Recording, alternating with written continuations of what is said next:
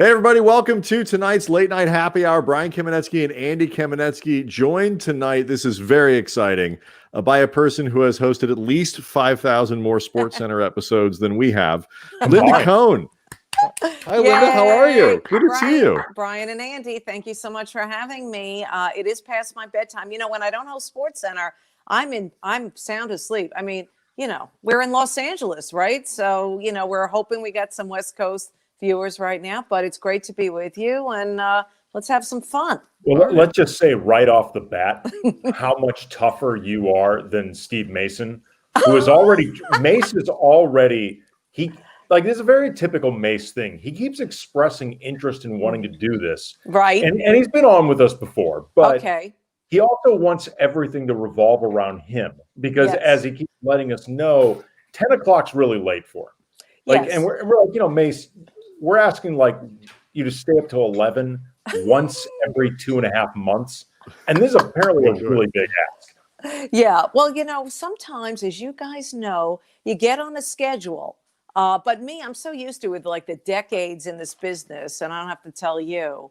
It's sort of like, you know, you just have to go with the flow. And I'm not shocked. Any story you tell me about Mace, I will side with you two as opposed to Mace, but we all love him and he's great. But he's the best. Yeah, I'm not shocked he can't stay up late.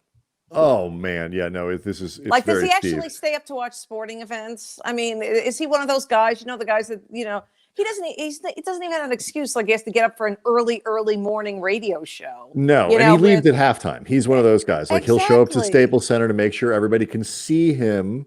And then once he's been seen, he's like our great grandmother who used to come home and tell my mom, "Guess who saw me today?" And that's what Steve does. And so he leaves at halftime, make sure he's seen. I think he stays up to watch Dodger games, but other than that, yes, he will. He will stay up to watch a Dodger game, and I think he'll stay up late enough that I think he can fake it with a Laker game. The rest of these games, I promise, if they conclude after 7 o'clock. Mace is lying the entire time he's on air. He's not seen this thing. He has no idea. I frown upon that. I know you did.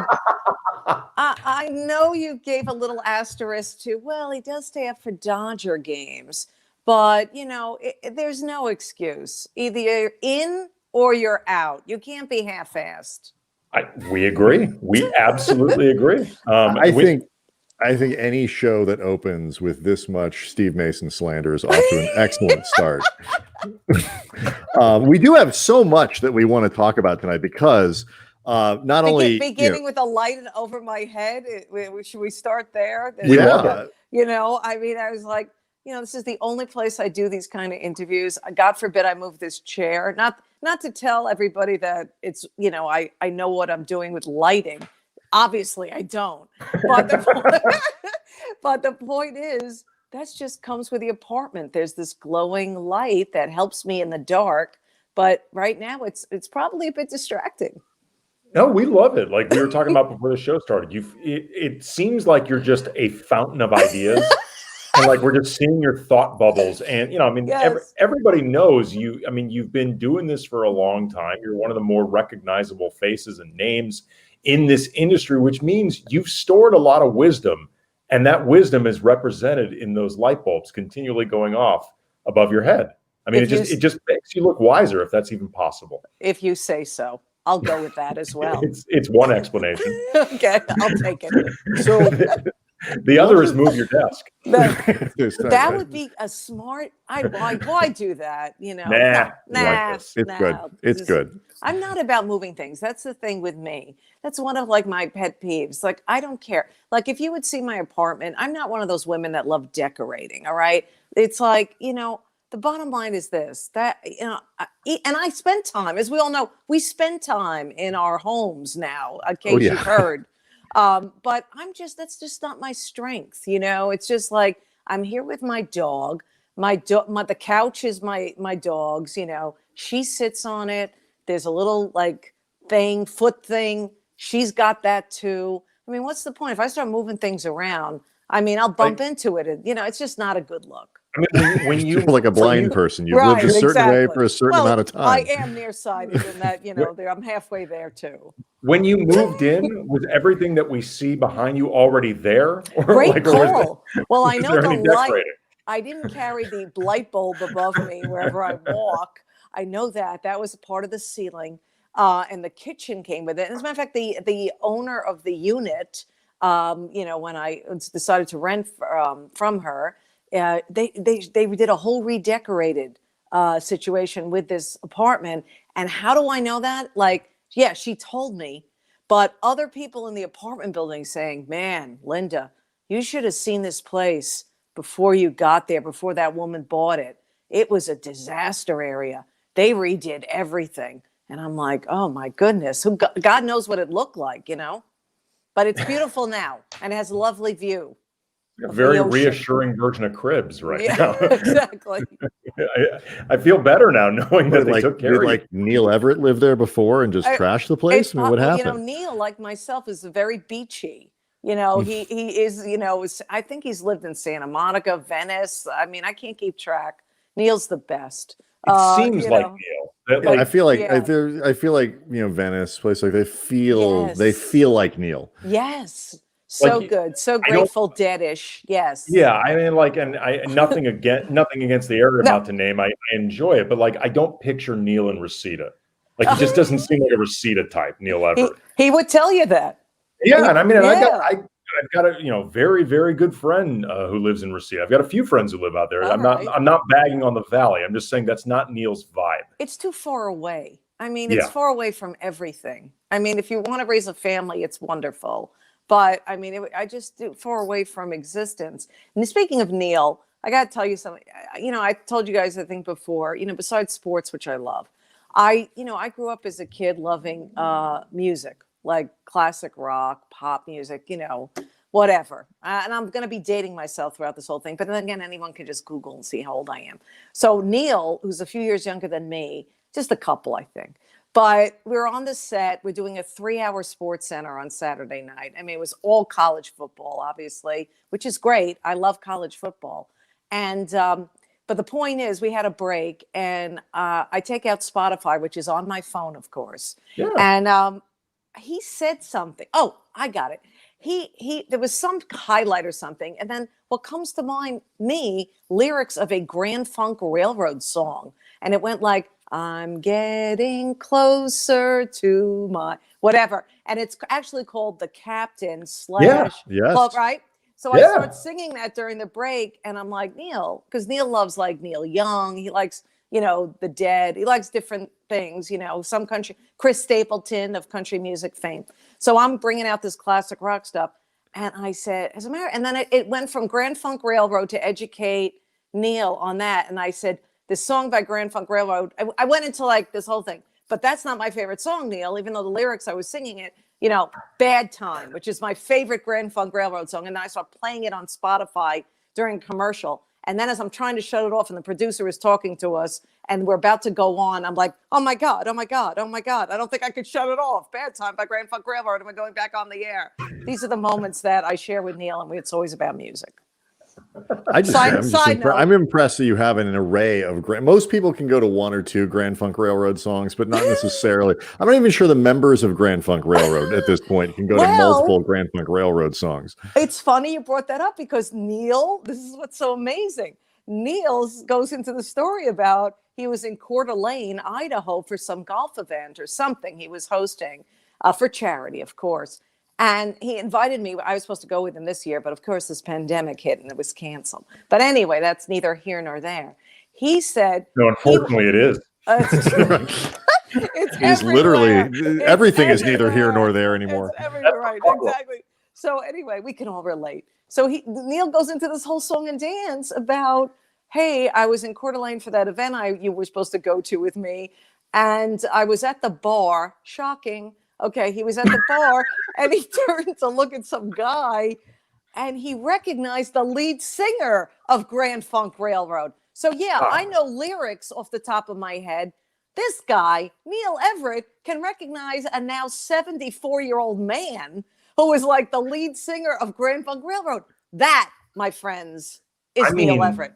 If That's you gave me a That lineup is. of people and said they're all in Grand Funk Railroad, I still couldn't pick them out. There is no Dave says, way. "Hi, I am the lead singer of Grand Funk Rail." Right. I'm sorry, I don't know which one it is. I can't pick I it out. couldn't either. I swear I could name songs. I can't pick anybody out of a lineup for So sure.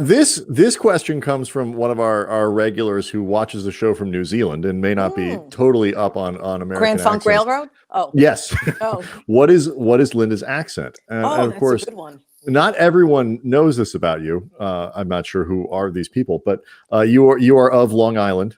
Yes, it's a Long Island accent. So my wife was born on Long Island, and every time we talk to anybody from Long Island, I always look up where they're from. And you, of course, are the pride of Newfield High School, I believe. Right, which was on the borderline of Selden and Centereach. And I lived in a place called Coram. And it was all just this little trifecta within like a couple of miles from each other. Right off there on County Road 97. Nice. And we do our research here at the Late Night Happy Hour. Very nice. But so I asked my wife, I said, is that near you? And I just assume I don't know. And she says, "Oh no, that's Suffolk County." And so what she said was, I always thought it, because she's from Merrick in Nassau County. Of course. And she said, I always thought of that as the country. So did you grow up in the country? Yes, there were a lot of wildlife. There were cows, there were chickens, there were roosters, there were potatoes being grown in Riverhead, which is like on the tip. But it's funny. It's no offense to your wife, and Merrick is a lovely place, but it's like a hop, skip, and a jump from New York City. That part of Long Island is just so close to New York City. You just hop on the Long Island Railroad, you go 20 minutes, you're there. Me, 2 hours. I mean, my dad and I, when my dad won season tickets, side note, sports, my dad won season tickets. It was a raffle, it was for charity. He won season tickets to the Jets. My father didn't care about the Jets. We were Giant fans. And of course, I'm a Giant fan to this day because of my late great dad. But that was not part of the winnings. You could win Ranger tickets. So he traded with a Jet guy. He got the Ranger tickets. Big win, big deal, great.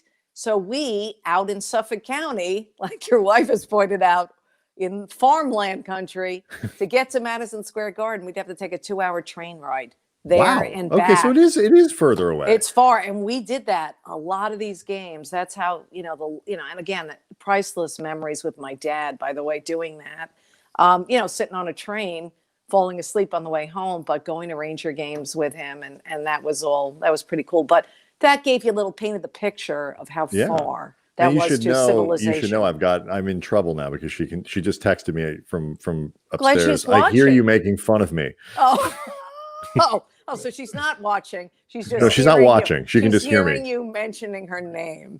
No, neither of our wives watch Linda. They lost interest in what we do a long time ago. Yeah, how long did that take? What, about 20 minutes. Okay. That works under the assumption that they ever had interest in what we do. That's great. Yeah, it's one of those things too. Like my wife is like Brian's wife is not a particularly big sports fan. My wife actually is. Nice. But even as somebody who is a really big sports fan, like they've come to realize, like, if you are in this industry, sports never stop. Right. And like you really start gauging an idea of, man, these games take a while. And there's a lot of things that go on during these games that we can't get to because we're in the middle of watching something. And there's a lot of there's another game. Huh. Yeah, and it is funny you bring that up because people who do not grow up with sports, who are not emotionally connected to sports, have favorite teams growing up, which I have referred to. I get it.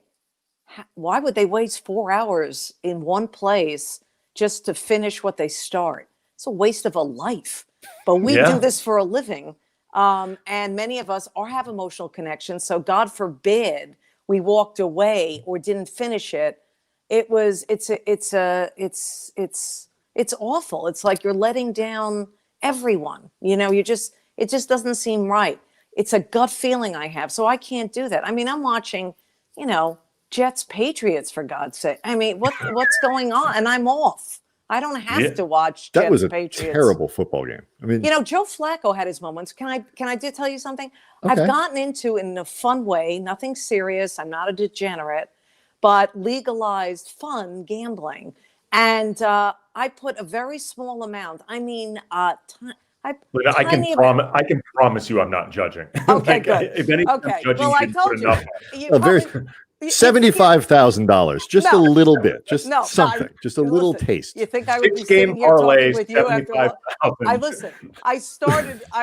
Now it's really like, I'm a mother. I have to set a good, they're grown children, but they, so they won't worry about me. But I'll give you an example.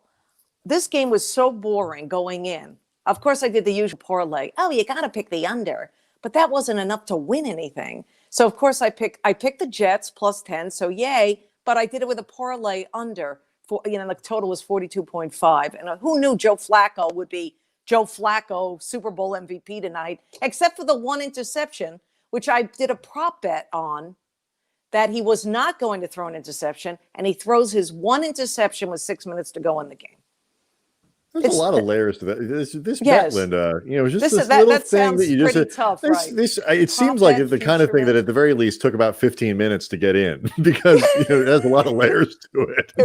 It is kind of frightening that 2 months, I blame the pandemic, the virus, for this. I mean, I know it's a serious thing. Don't get me wrong. I get it. But all this time on my hands, and then when sports came back, and you had to, spice it up some way. And that was the way I did it. And now I can't stop doing it. How has covering sports for as long as you've done it impacted the way you love sports, love your teams? Because I know it's changed it for me, but I'm wondering what impact it's had for you. How about if I interview you? How has it changed for you? But I will answer that question. But how has it changed for you? Granted, you're jaded. Don't tell me you're jaded. It's not so much that I'm jaded. I mean, you do learn sort of what goes on behind the curtain, but I mean, you could always assume it's as true of any profession. I am less into teams now than I am people. Yeah. I think that's the biggest thing. It's like, and I'm a little too far away from the Cardinals, and Andy and I grew up in St. Louis, so the Cardinals and the Blues, although I am wearing my Ozzie Smith throwback t-shirt tonight. Very impressive. And I have my Blues hat somewhere. So I have all my gear, and I was really excited when the Blues won the cup and all that stuff.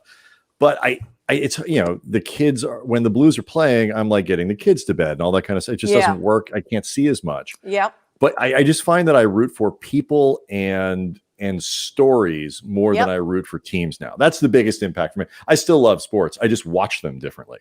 I get that. I definitely see your point, and I feel that way as well, especially in the last decade of me doing this. It's actually probably longer than that, where it is about relationships that you make along the way and interviews you do with certain players that aren't on your team. And also I have learned maybe there are some players that are on teams that I love growing up that I particularly don't like those players. And so I had to wait a minute. I found myself rooting against at times the teams I grew up loving. So there has been a different, that doesn't happen often, but there are moments where that does happen. And also when you have a favorite player now and he goes to another team, I'm great with that because I want that person's happiness. This sounds like a soap opera when I'm talking about this, but it's really true. I mean, two of my favorites, okay, I'm a New York girl, right? So two of my favorites, obviously Eli Manning, okay, and Henrik Lundqvist. But let's talk Eli Manning, who was forced to retire before he was ready. Now he says all the right things, but I always kid, I'm president of the Eli Manning fan club, and I'm an Eli apologist for life because he got me 2 Super Bowls I never thought he would get me. I know the Giants won a couple more before that, but these were improbable, unexpected. We all know it's well documented against how he beat Tom Brady and the Patriots. More, he beat Bill Belichick, actually, by the way, because Tom doesn't play against Eli. But the point is, I was really down on that franchise. I thought, why are you rushing this Daniel Jones in there? So I was very against Daniel Jones, and I'm still not sure he's a big-time quarterback, although he's a nice person. I'm not here to rip Daniel Jones, but this was all about Eli, and he was part of my family. He doesn't know that. He probably doesn't know I'm president of his fan club or an Eli apologist. I should have that on my, Instagram bio. But, that's one example. And another example, Henrik Lundqvist, 15 years, goaltender, face of the franchise, New York Rangers, great human, unbelievable person, goes to the Washington Capitals. It's exactly where I wanted him to go. Why? Because I want him to win a Stanley Cup, because I know he's not going to win it with the Rangers because they're still in a rebuilding mode. So these are the kind of examples where I've changed. Like, I realized I'm not 16 years old anymore, where I'm rooting for the sweater unconditionally or the uniform unconditionally. No, I'm rooting for certain players that have touched me in a way that have really filled the void as a sports fan and brought me joy. And I look at just the joy, by the way. I don't look at the bad games. Yeah, I mean, I'm always wondering why you keep inviting him for Thanksgiving. He doesn't answer my invites. He does, though, keep sending restraining orders. I keep liking his tweets. The SportsCenter lady is after me again. Blocking me on Twitter. Yes. Like, he keeps recognizing all these burners that I'm using. There it is. There it is. Anything. The guy wins Super Bowls. What can I say? It is an interesting thing, though, when like you start getting to know certain athletes more, being around them more. Like, for example, I've been in LA a long time, and I've been here the entirety of Kobe's career. Nice. But, and that was amazing to watch, like, that type of career from start to finish. And like, Brian and I, have covered the Lakers for a long time. Yeah. But I became a Laker fan living out here before I was doing this job. So I'd been following everything. Right. That's a great example. That's a great example. Yeah. And it does become different when you're interacting with that person as an actual person. But Kobe's also part of my professional life, and I have to try to figure out, what's the best way to cover him, I guess, for lack of a better way of putting it, honestly. But at the same time, you admire what he's doing. There are times where you're watching this and you can't help but become a fan again, because what he's doing is amazing for a team that at the end of the day, I am wired to care about. I am wired to root for the Lakers to win, right? Because I was doing that well before. But like, for example, when Kobe's tragic passing earlier in the year, it really dawned on me in ways that I knew, but I hadn't really thought about before, just how much of my professional life was directly connected to Kobe. Like, I really hadn't thought about it before, like just how much of what I've done in this industry really is either directly or tangentially related to Kobe. Yeah. And it's an interesting thing to come to that realization. I wish it was under much better circumstances. Yeah. But you start to realize, when it comes to the teams that you cover, the athletes that you cover, and, in the cases of the guys who become icons and stuff like that, just how much you really are connected on a lot of different levels to them. Yeah. No, that's so well put. And that's part of the thing that I was saying, when you're covering something like let's take the Rangers team that went to the Cup final in 2014, who lost to the LA Kings, by the way. That was epic. Yes, that was not epic. I was not here in a good way. I went to the game. I was doing pre and post game on the radio for the Rangers all that year and the year before. So I became close to that core group, and did some traveling as well with them. And it's just, I totally get it. Here's the thing, guys. You can still be professional. Yeah. But you're human. And it's okay. And I think that's where it's changed over the years, where I think it's okay to have, relationships with these people, meaning, professional relationships, and that because you want to earn their trust. When I first started on SportsCenter many moons ago, was July of 1992. And there was so many things that, I was just trying to, I don't want to say fit in, because I always believed I could. And I always believed in myself. But when I when they had the early ESPYs, back in the day then, mm-hmm. right? And they were in New York City, which was very cool because it was on a very smaller scale. It was at Radio City Music Hall. And it was events like that, or if I would go to celebrity golf tournaments and meet athletes there as well. And they would come up to me and they would say, you know, positive things about my work on SportsCenter. And that meant everything to me. There are two major things that I knew I was in the right place at the right time and that I was doing the right thing for my career. When athletes, like I remember Shaq, I did a sit-down interview with Shaq. And of course, he had to be sitting down because I'm tiny and he's big. So, but I mean, you know, back in the day, in the height of Laker and Kobe, you know, Shaq and Kobe and the Lakers. But my point is this, when he would say really complimentary things about me, they don't have to do that. Then I knew, okay, I must be doing a good job if athletes are saying this. And you got to think about this. This was like a long time ago, okay? This was like, in case of Shaq, you know, it was 2000, probably around that time, 2000, something like that. Others before that saying things. You know, here I'm a woman in a man's world. And, you know, as you guys know, I mean, you can understand me clinging to every, no social media, you know, clinging to every positive. The other thing is when the average sports fan would come up to me and say, you know, I never took sports from a woman before you. And they always would preface it with, take this as a compliment. And I knew what they were going to say. and that's what they said. They go, you know, I never took sports from a woman before you. And that's a compliment. And I'm like, I get it. That is a compliment. Thank you. You know, you. You know what I mean? Thank you. It's not necessarily a compliment about themselves in certain ways in terms of how they may have been unwilling to see that before. But at the same time, if they're willing to have their eyes opened, you know, if they're willing to become more open-minded, then ultimately it is a sign of them evolving. Or did initially did that feel like a compliment though? You know what?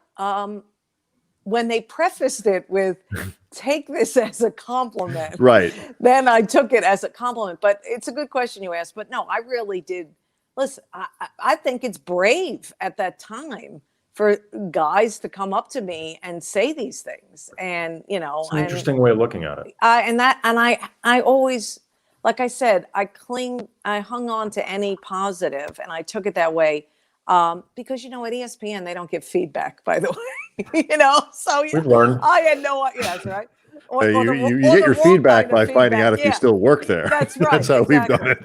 Oh, yeah. I mean, I could tell you a classic story about that, which you guys probably can relate to.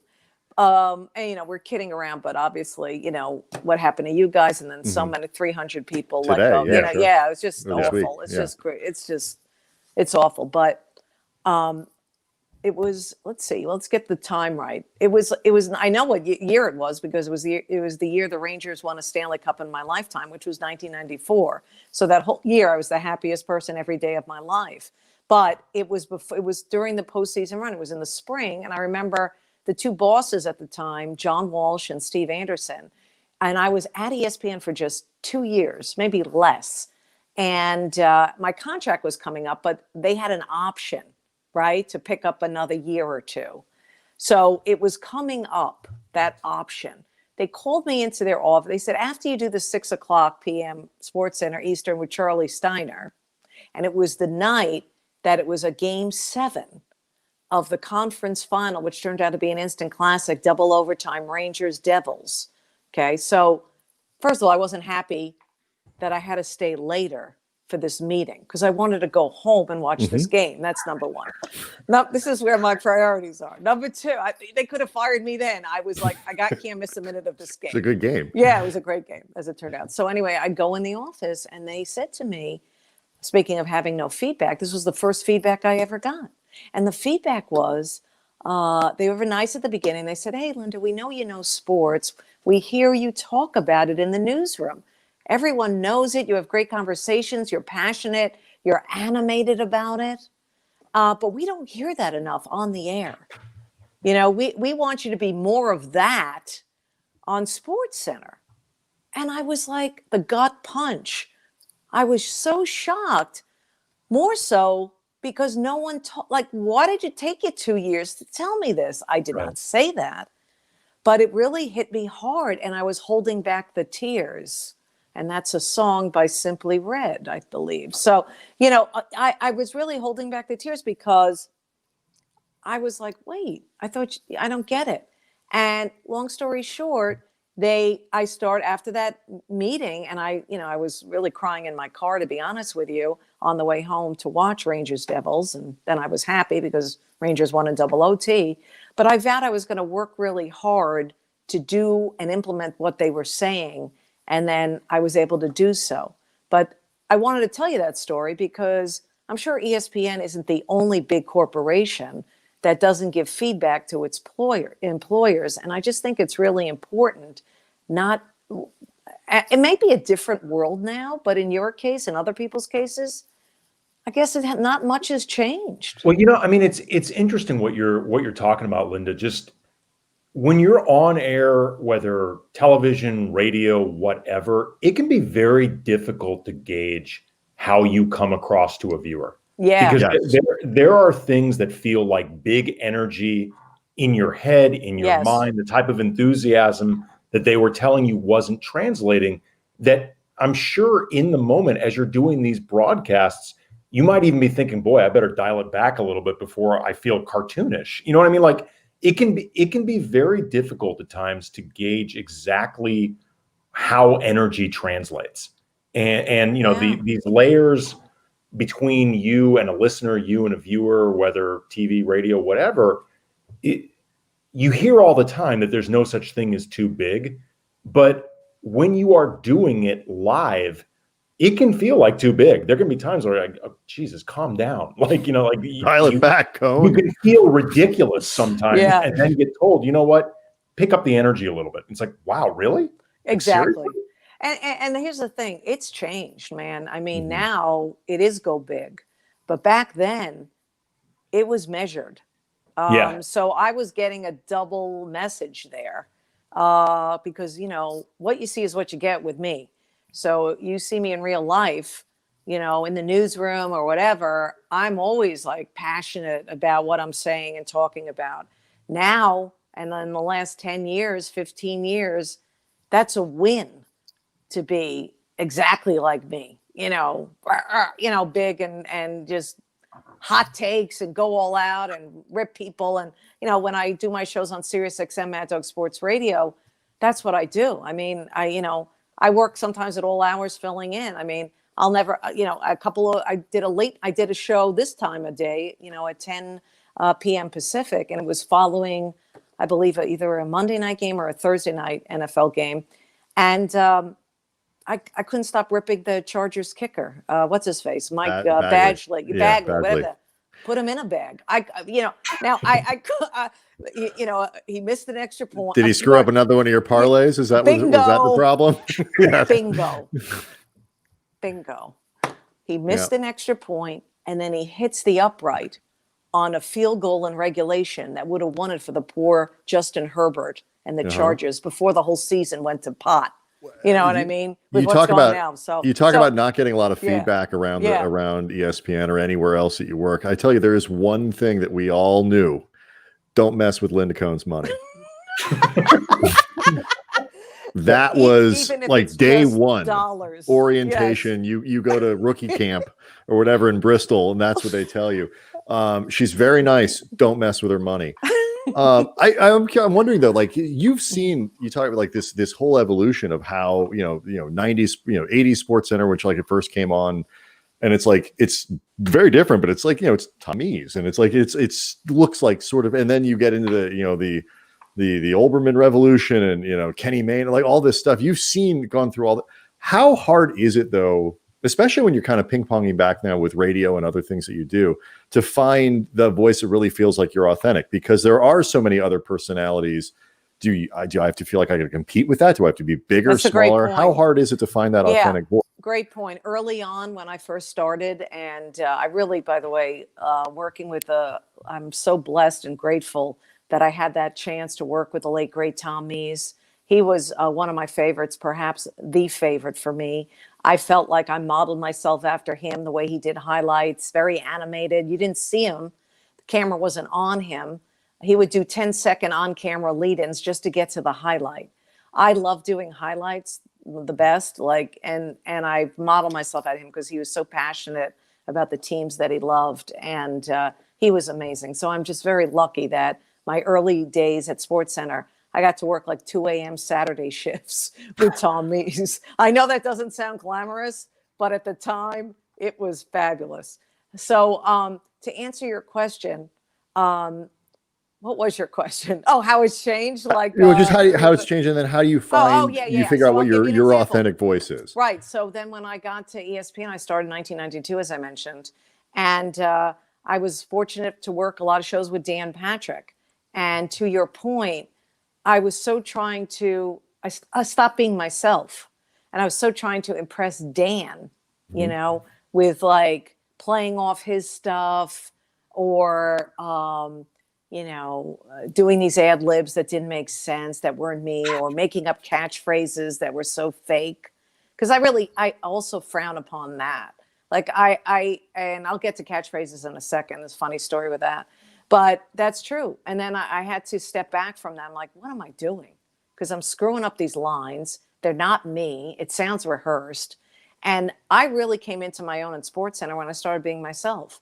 Meaning I could just say anything I wanted, ad lib off of highlights. And I feel for me, and one of the reasons for my longevity and success, besides being able to adapt with working with everyone I've worked with Kenny Mayne, I've worked with Keith, I've worked with Dan, I worked with Rich Eisen, I worked with the late great Stuart Scott, another amazing person, another gem, you know, people like that. Besides doing that, I didn't really come into my own until maybe 5 or 6 years in to my run, till probably the late 90s, when I realized, you know what, Linda, just be you and be organic, you know, be original. And I never, the catchphrase thing, that was Dan and Keith, you know, that was those guys. And I got caught up in it for a while, but it really wasn't me. I thought what the viewers always told me was like, we never know what's coming out of your mouth. It's not like we're bracing for your catchphrase. And I like that. I'm glad. Did you have a particularly bad catchphrase that you remember? A funny story is that, you know, back in 2008, I wrote this funny look at my journey. I wrote this book called Conehead, a no holds barred account of breaking into the boys club. You can probably get it on Amazon for $2. But in it was a chapter about how I felt there was a need for me to have a catchphrase. And so back in the day, it probably was late 90s, Mike Piazza, the great Mike Piazza, was a Met. I know he was a Dodger first, but he's my Met. He again, I love Mike Piazza. Great. Loved him. Amazing. Great Met. Embraced the Mets like his own, no offense, Dodger fans, but he's always a Met. So anyway, my friend Susie, who lived in North Carolina, was on a softball team, and an adult softball team, and they drank a lot. So you got that going on, right? And the name of their team was called Master Batters. Get it? Master Batters. And I do. So, it's okay, subtle. good. You're very quick.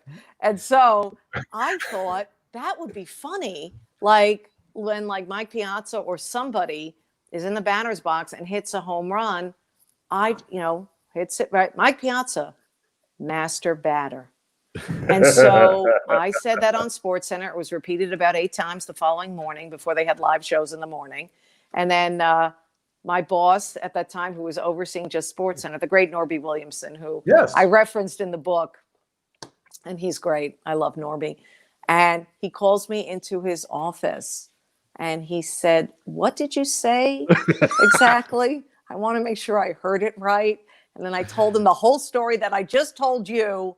And he's like, "I have an idea. Stop doing that." And so I stopped. So, that was probably the worst. And you said you never get feedback. Yeah. Right. Yes, it just depends. Please, no more self-pleasure jokes on SportsCenter. Thank you.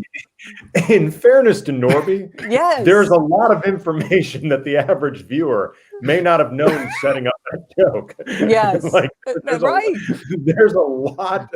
Yes, they missed out on that whole softball. Right. On the multiple choice question test, that is not enough information given. It's a lot of levels that is inside baseball, right? Yes. It's just So silly stuff. Right.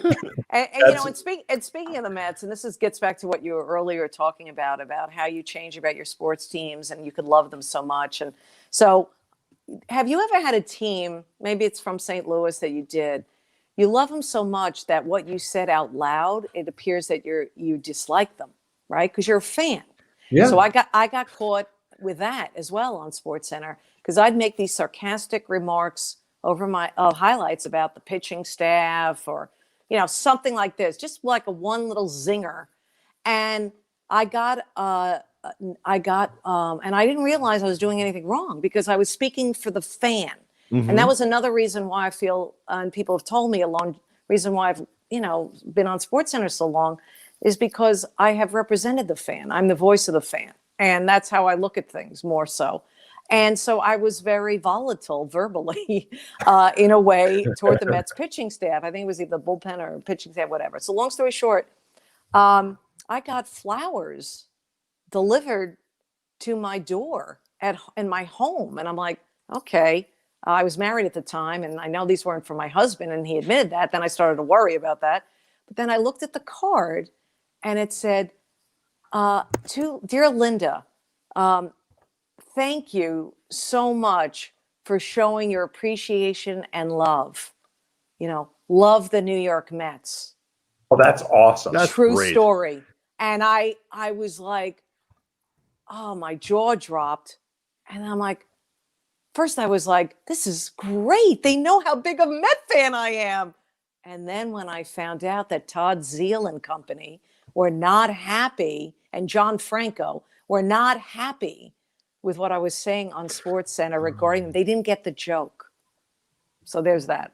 I'm telling you, I'm starting to put this together. Like you and my father-in-law need to spend some time together because he is exactly the same. He's a Mets. I mean, you said you were a Giants person. Yeah, we're not. So, but you're off by a team, but he's Mets. He's Mets, Jets, Rangers. Oh, so he's sort of like he should be Islanders with that. When you're a Mets, Jets, you should be New York Islanders. They don't like the Islanders. Okay, well then they're normal Ranger fans. So it's usually Rangers, Giants, Yankees. Yankees was the only team that I did not want to go with my dad with. I felt Mets needed my support more. The Yankees did not need my support growing up. And they still don't, really, when you think about it. And the Mets still do. Right. And the Mets still do. But now the Mets have a new mega billion-dollar CEO in Steve Cohen. I've actually, I mean, I'm not that I'm that dialed into like Mets Twitter. You're not? No, I'm not. But look, we grew up St. Louis in the 80s. I know. You know, you guys were the pond scum. But but I have noticed like there's genuine excitement I've even seen from Mets fans about the new ownership. And just the idea of hope and optimism and we're going to be very active in free agency. Yes, yes, we're going to compete. Famous with last the Yankees. words. No, this is different. This is different. Who was it, Andy? Who was it talking? We were talking with that. We were trying to come up with the list of the most like just like the most like masochist suffering fans of teams, and they're all New York teams. It's Jets fans. Yes, Knicks Jets and fans, Mets, too. Mets fans. Yeah. Like 6 of the top 8 teams are all in New York. Well, it's incredible. What does that tell you? That tells you that we care, we're passionate. It tells me your team suck, Linda. That too. Well, repetition. I think there's a combination in terms of what makes this so torturous for New York fans. It's a combination of what Brian's talking about with just a lot of mismanagement with professional sports teams in New York, but also because you are New York, there is this expectation that of course it's all going to be great. And of course we're going to get everybody we want because we're New York. Like, why wouldn't we? It's like, it's that exceptionalism that exists a lot with New York and frankly, LA teams.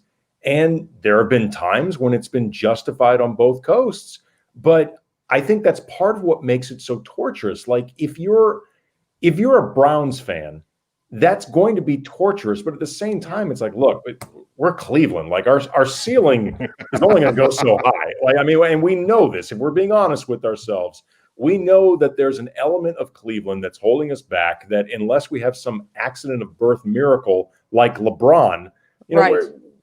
there's a pretty heavy lift for us ahead. But New York, like it never should feel like that with New York. Here's the deal with New York and LA and why people can't stand our teams, by the way, on the outside, is because this is why we have to have everything work out perfectly, because we're competing with so many other things out there. I mean, LA, if you're not, if you're LA, I don't have to tell you how sports fans are. They're distracted by sunshine here. In New York, it's Broadway, it's everything else. It's great eating, it's staying up all night. I mean, it's amazing. So we have to be good. Well, our sports teams have to be great to get the attention from these other things. I will tell you though, like we were talking before about like how things have changed, how you look at sports differently. One of the things that I find myself, maybe it's because I got kids now and they're younger or whatever it might be. I don't have the space to be as sort of cynical. Like you go through your 20s and 30s and you want hot takes and whatever it might be. One of the things I love both about the Dodgers championship this year and the Lakers is they were built on positive things that happened. LeBron plays incredibly. Anthony Davis asks for this challenge to come to LA and go win a title and actually rises to the occasion and elevates himself into this upper echelon of players. You see like Clayton Kershaw gets through this game that he's got to get through the World Series to win. Look, last year, the image of him in the dugout, it's crushing. It's an amazing sports story, but I'm at the point now where I want people to go win things rather than have them lose stuff. And I think that made this year's LA championship teams easily as likable as any that we've ever had. I mean, outside of LA, these were likable teams. I disagree. Go on. All right. Listen, I hear from people like country folk like you. I understand. Yeah, in the farm with the cows and the horses. I disagree because people on the outside just think the Lakers and the Dodgers. Listen, I was too happy for Clayton Kershaw and Dave Roberts, one of the nicest humans ever. Okay.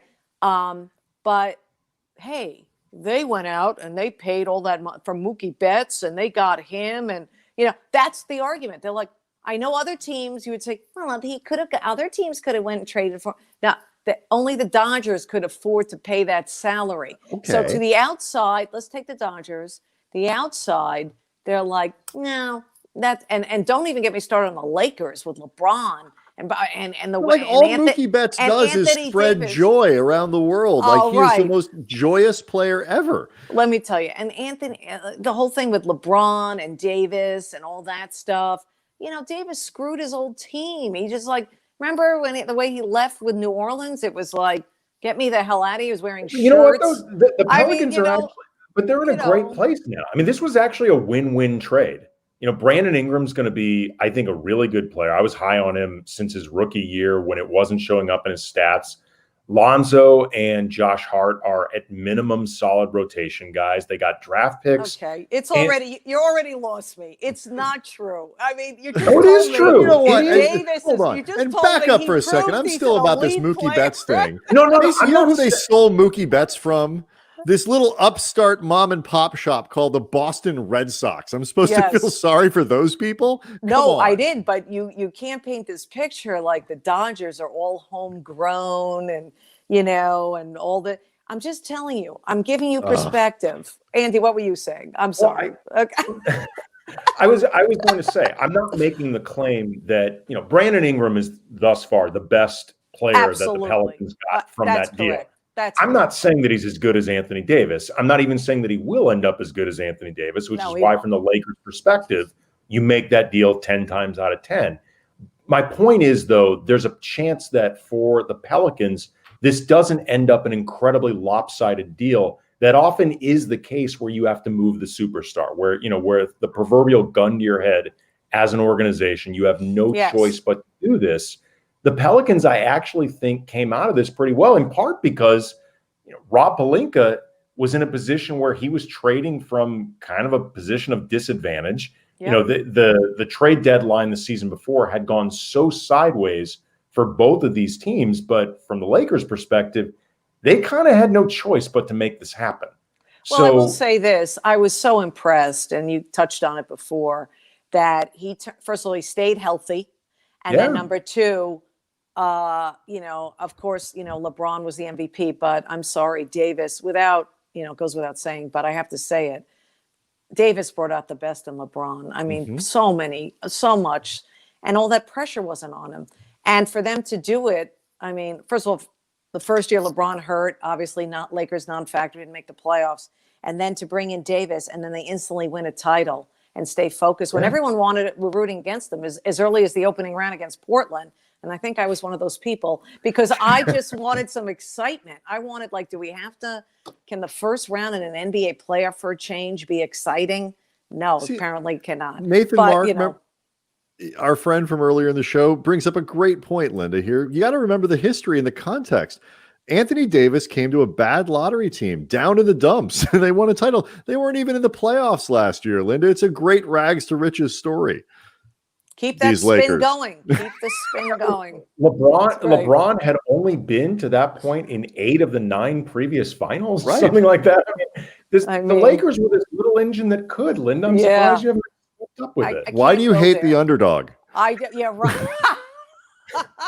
But okay, before we get to this game that Brian has set up, I know I wanted to ask you. Good. Oh yeah, we have a game because in honor of you. Oh wow. I actually didn't know this about you until I was doing a little bit of research that you grew up playing hockey. Yes. And that you were actually a goalie. You played in college. I played on the boys. I made the boys team in high school. That's awesome. I was a goalie. Right. And then I played hockey with women for the first time in college. It was one of the reasons why I went to Oswego State. My junior and senior year, side note, we don't have to derail the story. Our goalie was also a girl. That's great. It was very cool. Nice. Yes. Andy, go on. Yes, Andy, go on. I guess what was that experience like for you in terms of women's college hockey? I'm actually really curious about that because it's not something that you actually hear about a lot. But from what I was reading, your program was really serious. Like this was a big deal at your school. Yeah. And, again, I'll date myself, but it was a long time ago. I mean, I love watching hockey with my dad. I played street hockey with the boys when I was 12, 13, 14. I didn't even know how to ice skate. My mother was amazing. She found this rink league that let girls play with boys, but I was only one of 3 girls, and girls were only allowed to play with boys that were like 5 years younger than them. So I was 14 when I started. I played with 8-year-old boys. And I always bring this up because that kind of hearing the whisper, I had to learn how to block out the noise, meaning people talk. First of all, there's a girl with a ponytail, sticking out of her body, behind the mask there. What's that? Is that a girl? And why is she should be babysitting my child? Why is she playing on his team? Right. I mean, I'm like 5 years older, and then then I got better and better. And then I was up to 12-year-old boys, and then I was 15, and, this was the kind of thing. And then I tried, and then my high school team had a boys team. And, I tried on my junior year, didn't make it, but I came close. And then my senior year, I made it. I was the backup goalie, started 8 games, mop up duty, the whole thing. Better than the senior prom, which I did not attend because I only wanted to go to the senior prom if it was with a high school quarterback or with a, star hockey player who was my teammate. That didn't happen. Well. So I didn't go. I mean, I just didn't go. But playing hockey was my thing. And then it was important blocking out the noise and being around men and young men, and it really prepared me. I grew thick layers of skin, so to speak, to handle the business that I got into when everyone was talking behind my back or talking about what's she doing here? Why is she giving me the sports? Why get this girl out of here? Again, pre-social media, all this kind of stuff. But playing hockey prepared me as best as it could, being in a man's world and being and hearing the whispers and hearing it sometimes louder than a whisper. Do you, we talk a lot about, the influence that seeing, young girls and women seeing women like you, or, people like Ramona, people that become prominent in sports journalism as an entry point into that, seeing, I can do that as well.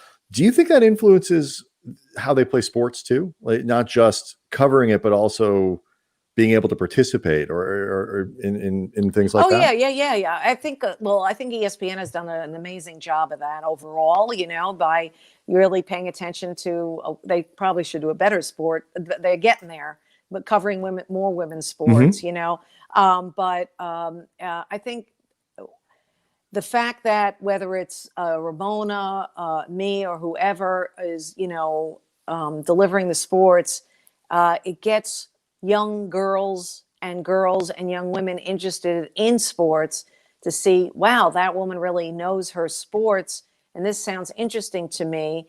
And so there could be different layers of grabbing an emotional connection to playing a sport, or perhaps just being a huge sports fan. I just think we're in such a great world right now in sports for women. They're getting opportunities to prove themselves. That never happened when I was getting through this. I mean, you really had to knock down some doors, have backup plans, so to speak. But now it's like, and now women are competing against other women for these jobs. That's cool. I mean, I will say, like, I find it, the amount of men that will just go to the mattresses for Doris Burke, for example, and when they watch. I mean, she's amazing. That's because she's incredible at what she does. She should be a head coach. I've always told her that. For about a few years, I did some WNBA play-by-play and got to know Doris really well. And I told her, and at that time she wasn't doing any. She was just doing some mostly women's sports stuff, color and some sideline. And I said, you would be great on men's games. And, and then they instituted that. And first she was on the sideline on men's games, and now she's in the booth on men's games. Yeah. It's just, that's one of the most incredible rises to the top, and watching a person be where she belongs that I've ever seen at ESPN. I will say one of my favorite things that anybody at ESPN has ever done was that the Katie Nolan bit with Carrie Champion, and God, who else was in that? Sarah Spain was in it. How are we going to ruin sports for men today? Where they're all around, and it ends with them, and it's a picture of Doris Burke above the fireplace, like their oracle. It is. You've never seen that? I'll email to you. I'm really. It's so funny. Yeah, it's really funny. Sure it's very well done. That's great. But I don't like to. Most of my friends are men, so I don't like little skits like that. Maybe it didn't cross my mind of like, it's all in fun, but alienating or making it about males and females. That's fair enough. That's how I got this far doing this. I don't care who I alienate with this statement, though, after learning about your background with Oswego. Screw Plattsburgh. I almost went there. I almost went there. They didn't have a hockey team. Well, they do now.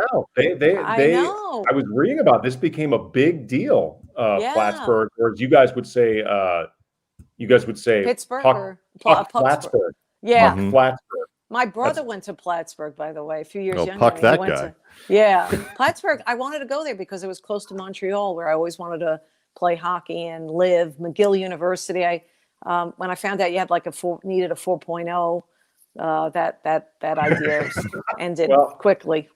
I found it, the whole thing, like with the thing that used to go on where they would throw tennis balls onto the ice to torment you guys whenever they scored, and then you guys turned around and threw bagels on the ice. Yes. Torment them. And then unfortunately, I guess what a waste of bagels. That seems like a waste of a bagel. Yeah. Bagels. And then apparently I think it led to a penalty situation where they scored on you guys, and then that ended up going out the window. Look at you with your little research. Well done. Did. Well, Linda, it's you. I'm not going to waste your time. Right. Amazing. Really, if I'm going to stay up late with you guys, I appreciate that. We're talking to a double Hall of Famer here. Oh, that's right. I'm also in the Jewish Hall of Fame. That's that's the two we were counting: the National Sports Media Association and the National Jewish Sports Hall of Fame. Neither of which will let us in. Oswego State, also a Sports Hall of Fame. So I'm sorry, research 3 Halls of Fame, but we are only eligible for 2 of those, and they're not letting us in. So how do you keep track of all those jackets, Linda? Yes, exactly. What jackets? All right, let's do this. In honor of Linda Cohn, we have a game that I have entitled "Name That Cone." Nice. So it's either a person named Cohn, C-O-N-E, Cohn, C-O-H-N, or something that has the word cone in it. Ooh, this is okay. You're so good with these games. Yes. Well, that may not be true. All right. So your name is your buzzer. So if you think you know the answer, you shout out your name, and then I will call on you, and you will get points. Do I shout out Linda or Cohn? What do I shout out? Either one. Okay. But don't shout out Andy, basically. All right. Because then I won't know. Okay. So, and then there are bonus questions for some of these depending on who gives. So if you get it right, you might have an opportunity to get a bonus Don't count question. on it. Don't count on it. Okay. So here we go. Question number 1 of Name That Cone.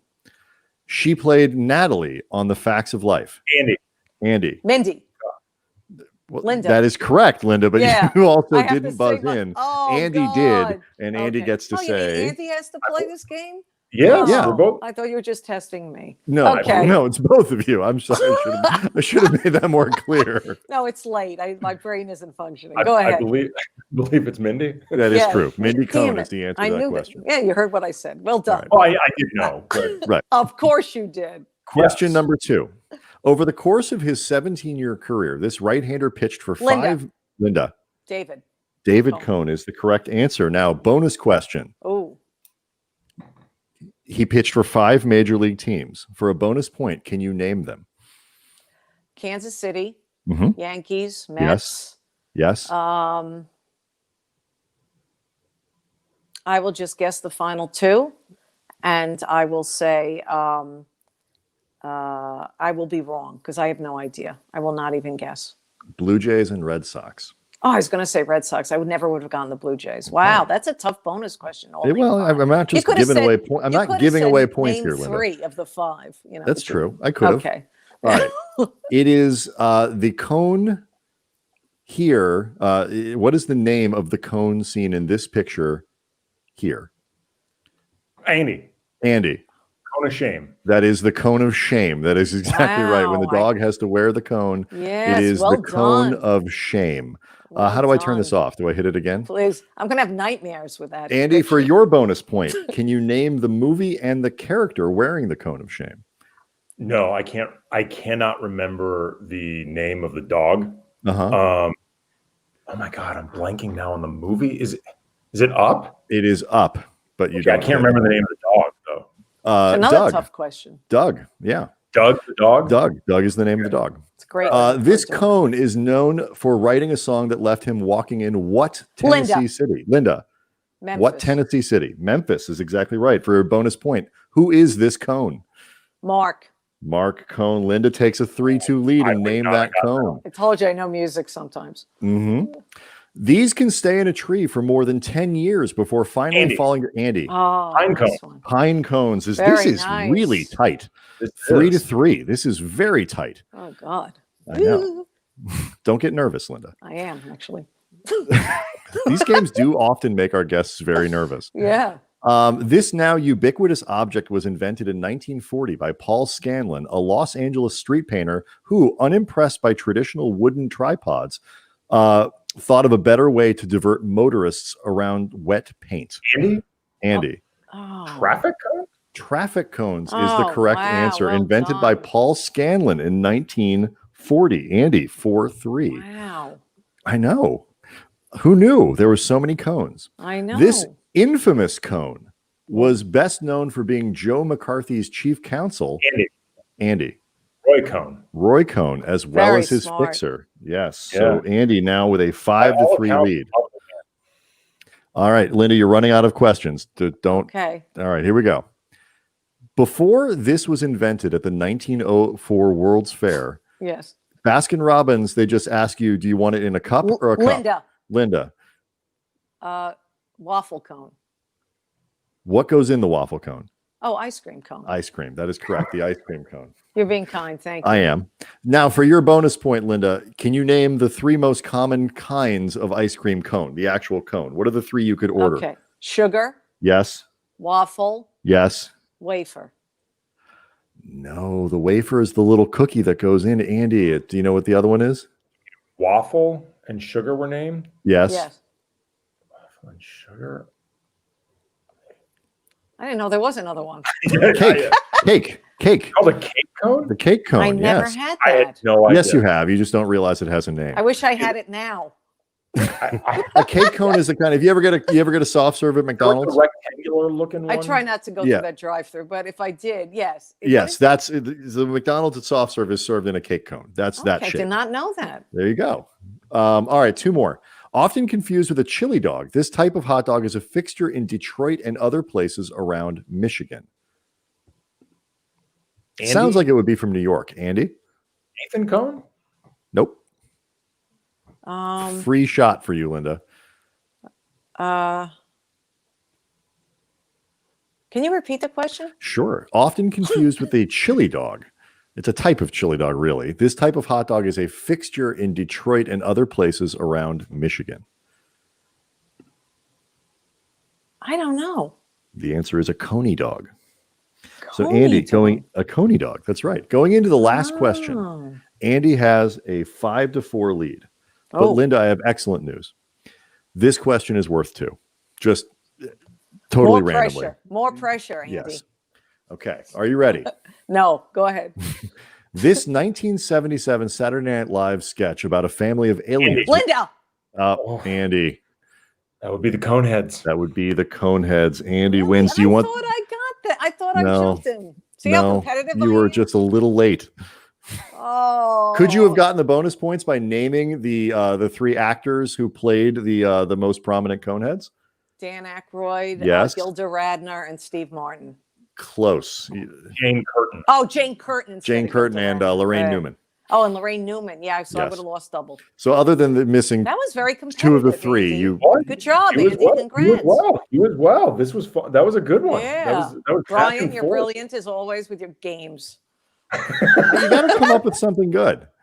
And, that was great. Don't just because you lost, Linda, does not mean you need to wear the cone of shame for the rest of the evening. I frown. I'm a big dog lover, and it's always sad. Look how sad he looks. He says, "I do not like the cone of shame." I do not like the cone of shame. He says, "I don't like it." Doug, though, great name for a dog. Oh, I love that movie. Dog, I love that movie. Doug the dog. Yeah. All right. You are an incredibly generous human being for giving up one of your off nights and staying up late with us to do this. Thank you so much. Again, you find you on SportsCenter. We find you on SportsCenter, of course. Sirius XM Mad Dog Radio. When the NHL season's around, you do stuff for Sirius with them too, right? Right. As a matter of fact, we're doing some off-season shows Saturdays at 4 Eastern. Yes, on Sirius XM NHL 91. So there's that. So you can find me. Just follow me on socials. At Linda Cohn, and you'll know when the heck I'm on anywhere. Tomorrow, Sabrina Merchant is going to come on talking about the Lakers and her time on Jeopardy with Alex Trebek, who of course passed away. Was it last night or this morning? I think it was this morning. No, I think it was actually over the weekend. Over the weekend. Yeah, yesterday morning, actually. Melissa Merritt's the author of All Right, All Right, All Right. The oral history of Dazed and Confused is Wednesday. And 200 pages. I'm so excited about that. And Classic. Yeah, you love Dazed and Confused. This book comes out November 17th. Highly recommend it. It is fantastic. Jordan Rodriguez from The Athletic on Thursday. Again, Linda Cohn, thank you so much for doing this. This was a ton of fun. Continued success, guys. I'm really big fans. And this was so much fun. Thanks for the laughs. Very much. We'll see everyone tomorrow night. Yeah. You need a lot.